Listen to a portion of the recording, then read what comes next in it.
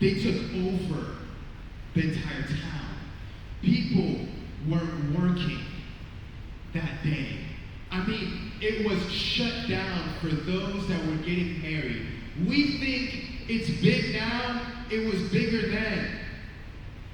It was everything about the wedding. If it was happening, nothing else was happening. Because this was a special day. And so everything had to be in line. And if anything went wrong, people knew. And if it went wrong, the master would hear it, the families would hear it, the bride and the groom would hear it, and it would be something that would mess with your reputation. So it wasn't just a wedding, your reputation was on the line. And that was weddings back then. So we find ourselves here with Mary. And Mary had invited Jesus and the disciples to the wedding. And Jesus says, okay, I'll go. This is awesome. Mom has invited me to the wedding. Let's go. And Mary walks in. But the thing is about moms and about brides or people who have gotten married before, they just kind of know the feeling that something is wrong. They just kind of know, right? It's like, it's like when your best friend, right, ladies, it's like they're feeling something, you're like, oh, I'm feeling it too, right? You're like, what's wrong? I just know, it's like something is not right with me. My wife does this all the time. Just something is not sitting right. I'm going to text them. And then she has this whole thing of like, oh man, they actually weren't doing well. But there's something about that. Guys, you're like, what's going on again? I'm not saying it's a bad thing sometimes. And there's some of us that feel it out and we're compassionate in the moment and present. But it's not that intuition sometimes of like, ooh, the wine ran out. That's bad news for the bride. So Jesus, I got something for you. And that's where Mary was like, hey. They have no more wine. But the thing is can I mess with our theology a little bit today? You're probably going to meet me afterwards. Don't say it. Just email me at sammy@fraischurch.org. All right? But can I tell you, my belief and my opinion is that was not supposed to be Jesus' first miracle. I don't believe that this was planned out to be his first miracle. And this is why I know that. This is verse 3 and verse 4. Jesus was said, Mary said to Jesus, they have no more wine. But Jesus said, why do you involve me? I was just invited to this, but now you're involving me. I was not supposed to do anything here but enjoy the party. But now you are involving me in this event. And then he goes further to say, my time has not yet come. It was not my time yet. But this is what changed it all for Jesus. And this is what I believe will be our encouragement today. Is that he was invited, but then involved. And the reason why he became involved is because, let's go back to the beginning again, he was invited. Mary knew that if I can invite Jesus to the events of my life, there's nothing he can't do. Jesus was invited to the wedding. And for some of us, we go throughout life keeping Jesus on the sidelines. And the thing about Jesus that we tend to miss and tend to question is, does he care about what I care about? Do I involve Jesus in what I want him to be involved in? Can I invite him into this? My question to you before we go any further is, have you invited Jesus into every event of your life? Every peak moment and every mountaintop and every valley? Have you invited him into the events of your life? And let's go further than that. Have you not just invited him, but have you taken a chance to involve him into what's happening in your life? And that was what I loved about Mary's confidence and Mary's boldness. Not just, I'm mom and my son will listen. But no, I know that Jesus cares about what I care about. 1 Peter 5:7 says, cast your cares onto him. Why? The second part is the most beautiful part.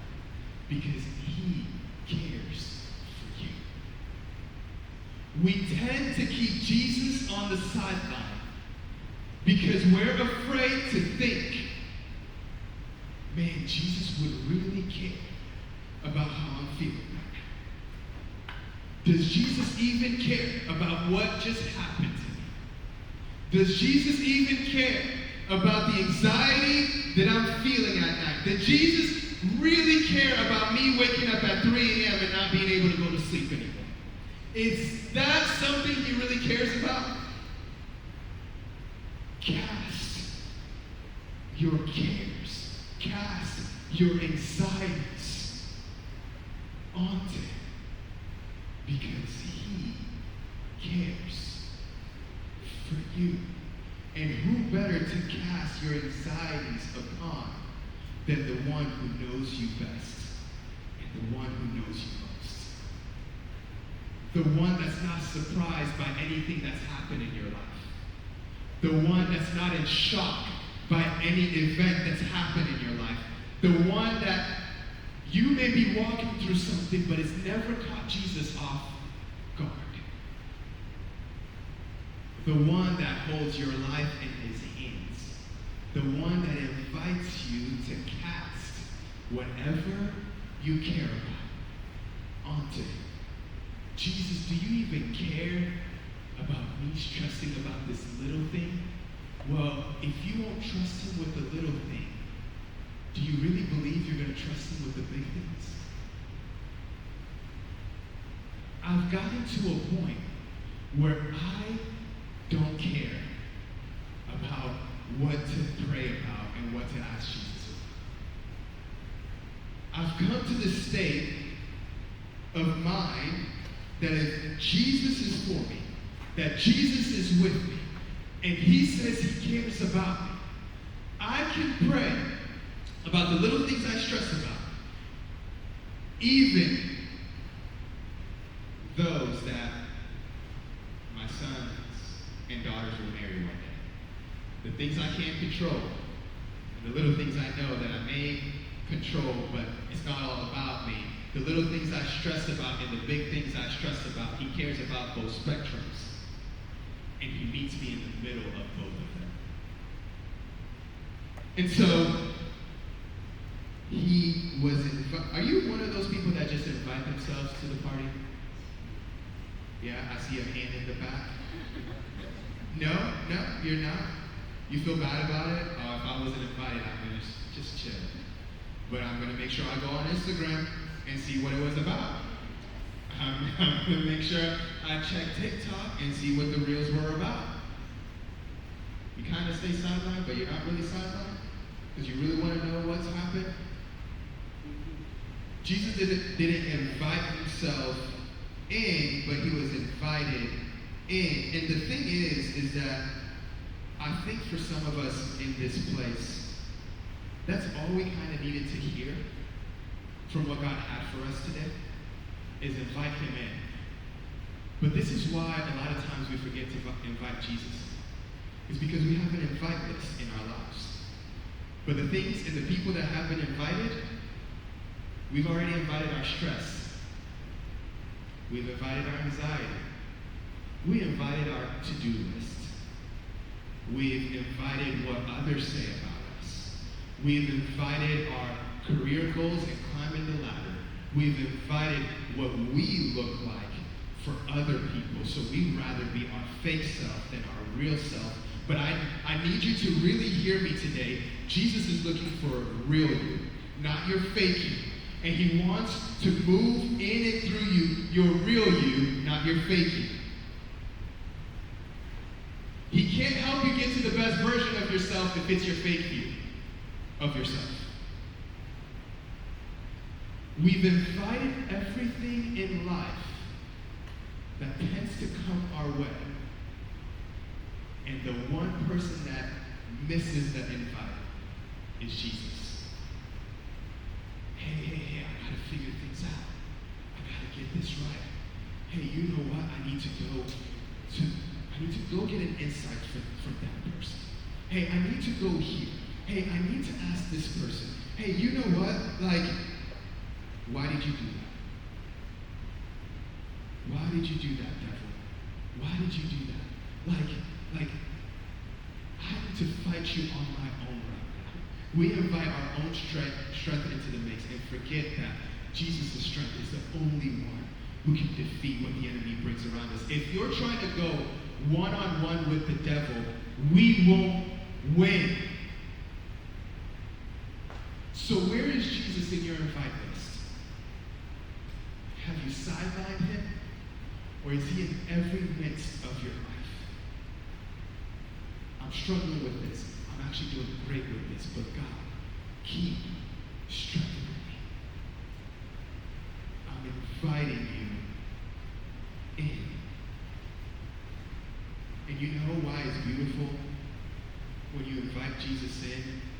It's because we tend to keep him away because of the messes and the mistakes in our lives. But as we see here, he was invited and he was involved because the wedding had turned into a mess. And Jesus is the only one that turns messes into miracles.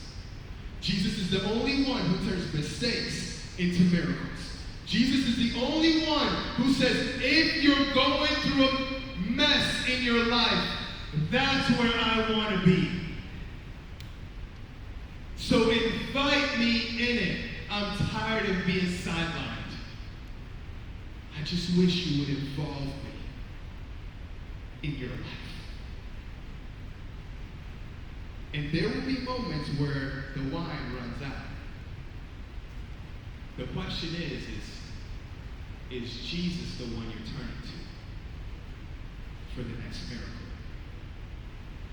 Is Jesus the one you're turning to for the next miracle? Because Mary knew that with what I needed, if it's in the presence of Jesus, anything is possible.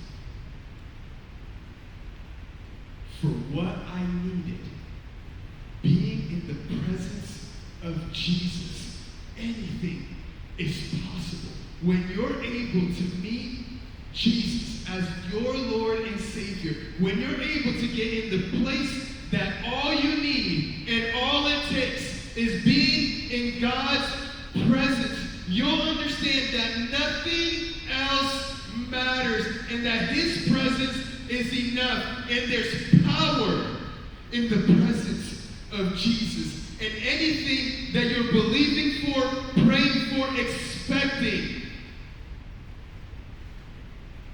will be met with his power when you take it into the presence of Jesus. But that comes with a relationship that goes beyond the surface. Mary had a relationship with Jesus that went beyond the surface. That wasn't just a prayer in the morning, see you tomorrow. It wasn't just, I'm going to just come to church and check it off the list, but never seek you deeper, never commit to the church, never commit to a community, never building friendships around me that are meaningful or authentic, never deciding to give my first and best so that God can do what he wants to do in and through me, and end up sidelining Jesus in our lives. But this is what it began with. Everything for Mary began with obedience. And And everything for the disciples began with obedience.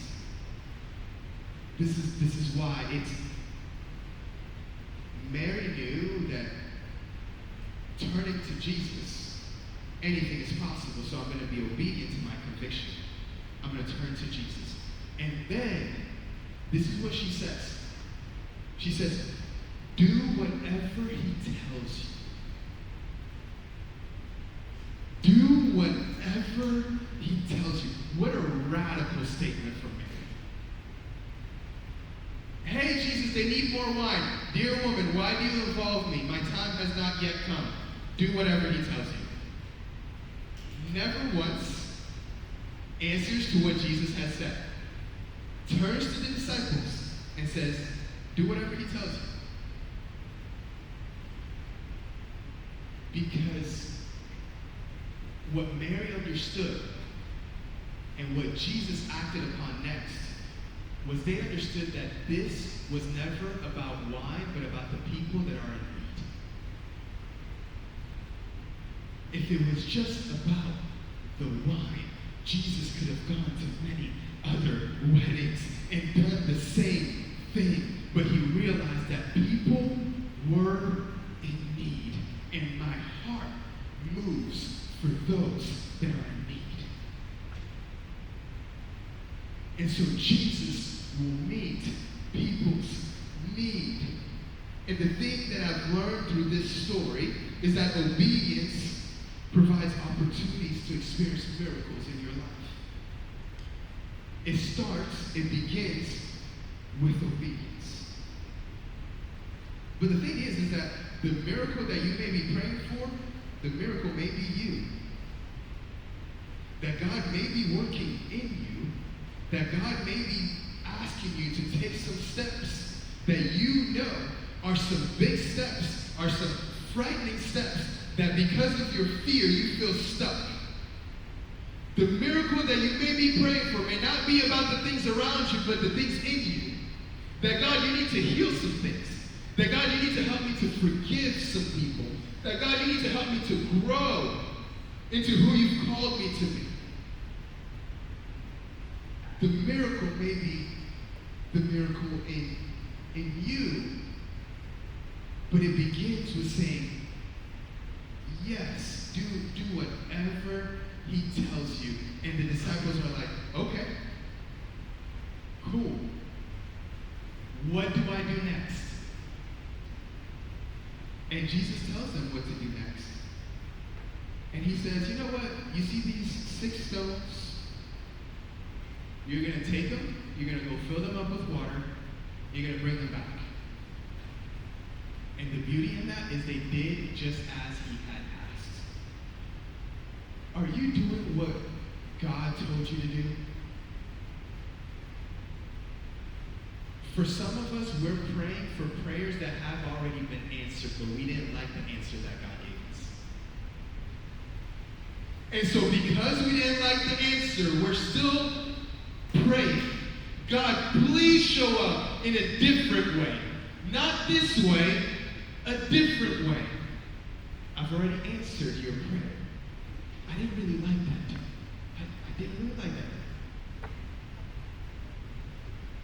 For some of us, we're expecting God to do something in the future where we haven't done what he told us to do first. What did God tell you to do first? A lot of our answers to our frustration in life is just going back to what God said first. What would it look like as husbands and fathers if we would just do what God told us to do first? Love your wife as I love the church. But God, I want you to do like this work in my marriage. Have you done what I told you to do?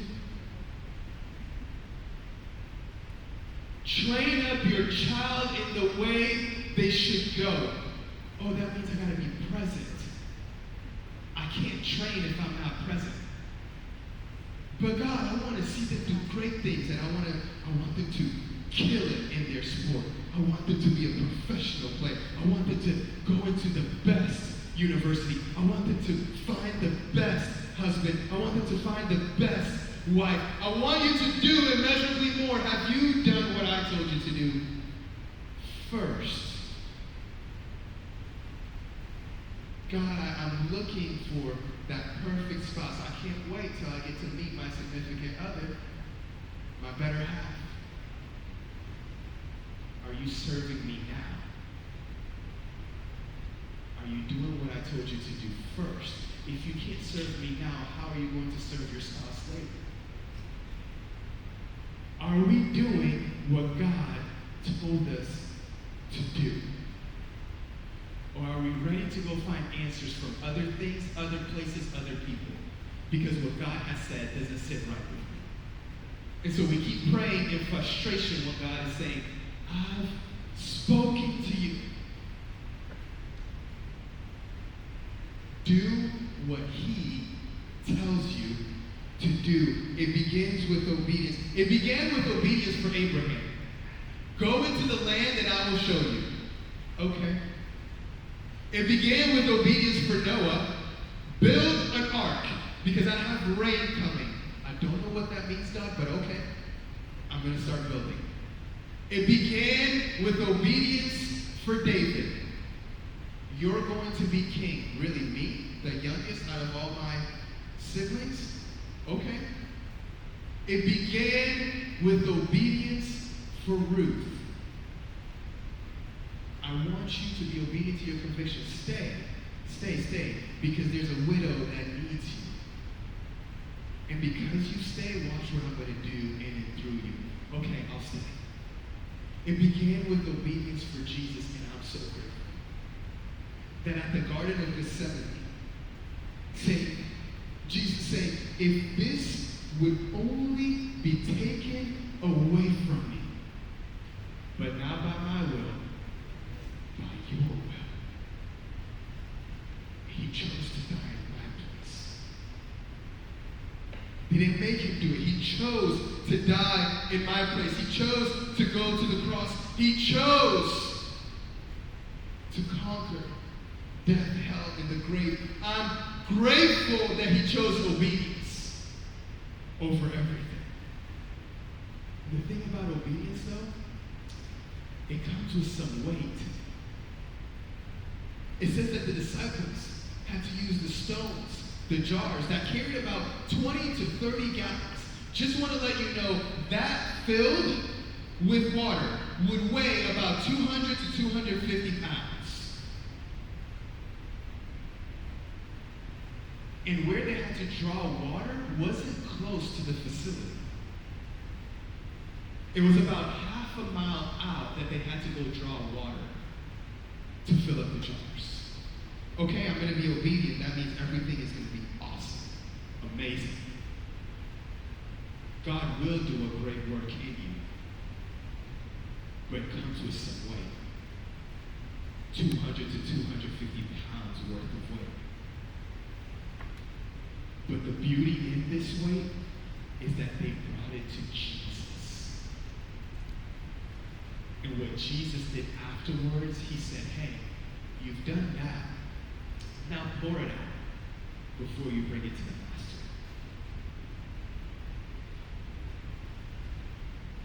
Fill it up. Okay, you're carrying some weight, but you're being obedient, taking steps towards me. Now pour it out.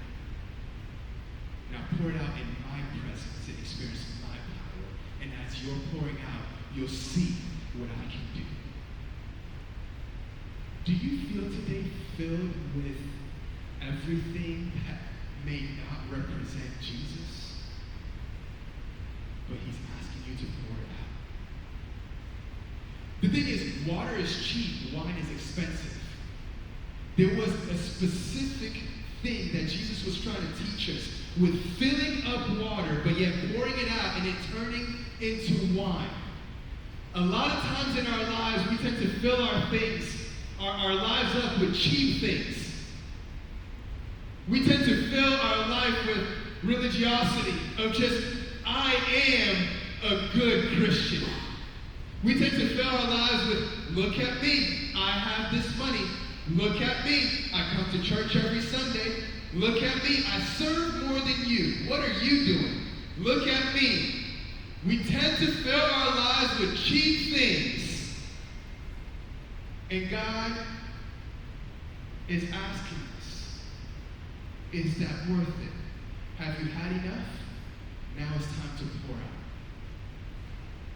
And in my presence, you'll start seeing that it's not all about you. In my presence, as you pour out, you'll start experiencing miracles. Not because you're so good, but because I'm that good. And I want to use you to be the gateway for miracles to happen. Not just in your life, but in other people's lives. Are you ready to be a miracle in motion? I pray that as a church, we won't stand still. That we would be ready to pour out in God's presence and watch his miracle take over this city. And watch his miracle take over our lives. And watch his miracles take over our families. And watch his miracles take over your career. And watch his miracles take over your mindset. Bringing it to Jesus and pouring it out. Obedience opens doors to the impossible. And you may be believing for something impossible today. But are you believing that in God's presence, anything is possible? And I'll end with this. It began with obedience. But with Jesus, Mary, the disciples, remembered the why behind the what. Because it says they filled the jars to the brim. Can I tell you something? Jesus never told them to fill it to the brim. He just gave them a commandment, fill up the jars with water. And we tend to miss this in this story, that the disciples didn't do it halfway. They remembered why he's asking us to do this. They remembered why I am doing this. They remembered why Jesus is who he says he is. I remember why Jesus asked me to be a part of this miracle.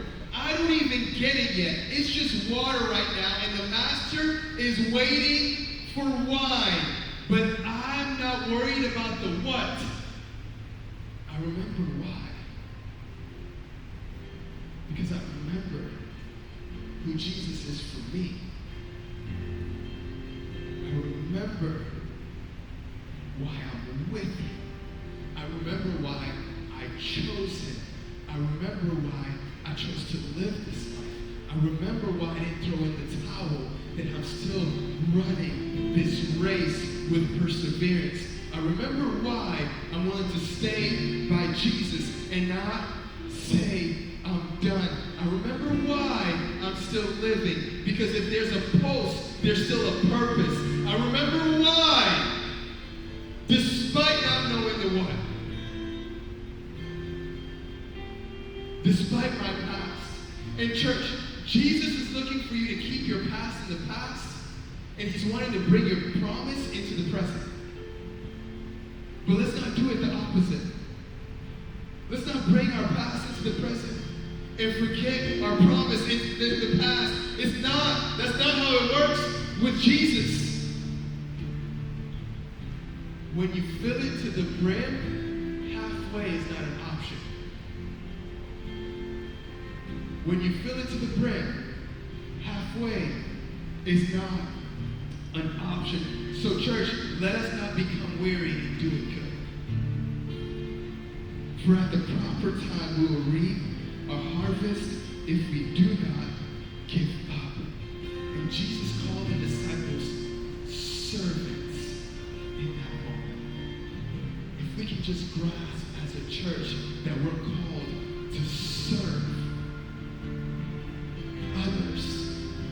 serve those in need. Serve our city.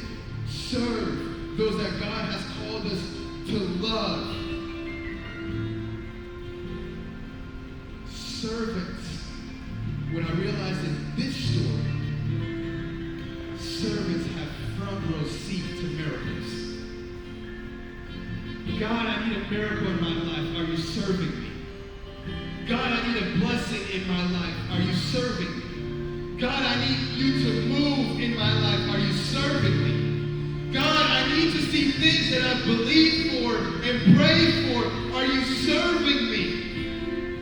Are you loving others as yourself? Are you looking people in the eye and asking, do you need help? Are you serving me? Servants have front row seats to miracles. And if you're believing for a miracle today, fill it to the brim. Fill it to the brim. Whatever he asks you to do, because halfway is not an option. When you fill it to the brim, commit it to the churches, not halfway. When you fill it to the brim, your walk with Jesus won't be halfway.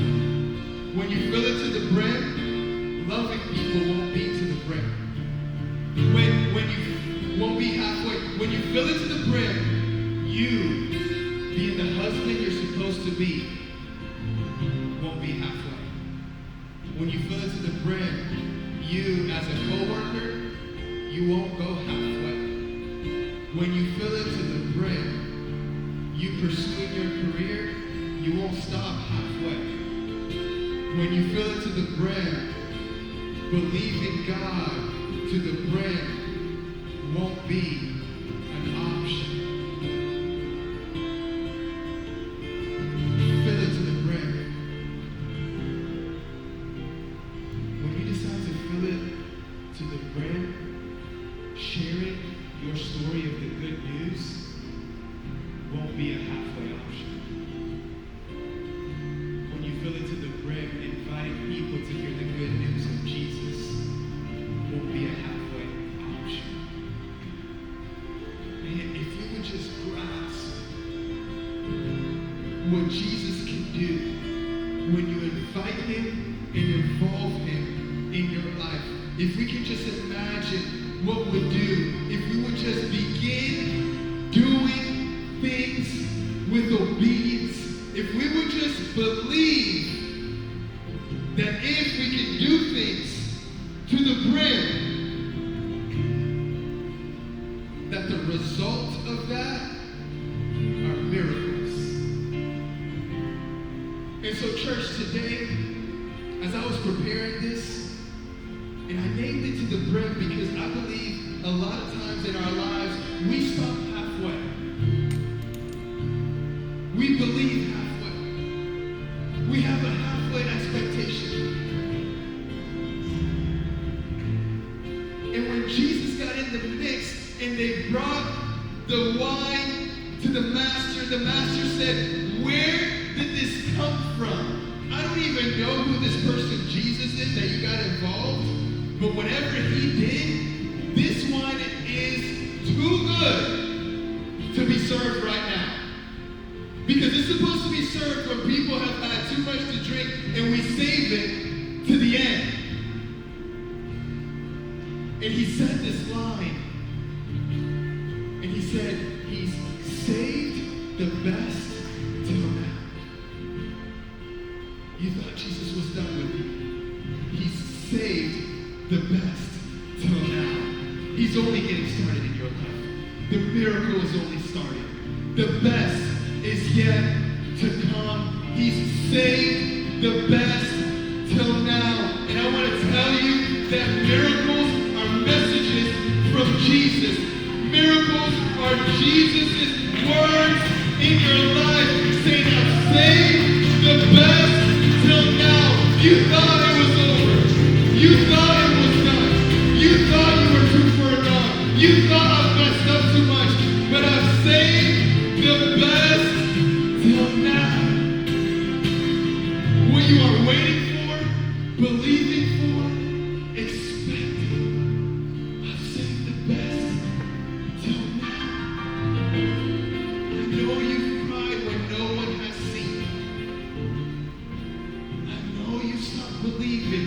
others think everything is okay. But I've saved the best till now. So church, I never want the good news of Jesus to stop just right here on Sundays. And so when we fill it to the brim is knowing that the best is yet to come. Not just for me, but those that are lost out there. And so as you walk out today, I've decided to put some invites on the table back there. And if we're going to say we're a church, that we're going to go to the brim, who in your life needs to understand that in the presence of Jesus, the result is miracles. In the presence of Jesus, anything can happen. I know you have someone close to you but far from God. What the disciples knew and what Mary knew that the Master didn't know is that when you taste and see that the Lord is good, anything is possible. And what the Master tasted was when Jesus gets in the mix. I don't even know how this happened, but it must be Jesus. And there's many in our city that need to hear of the power, the love, and grace, and mercy, and truth of the gospel of Jesus. It's the good news. It's not average news. It's the good news.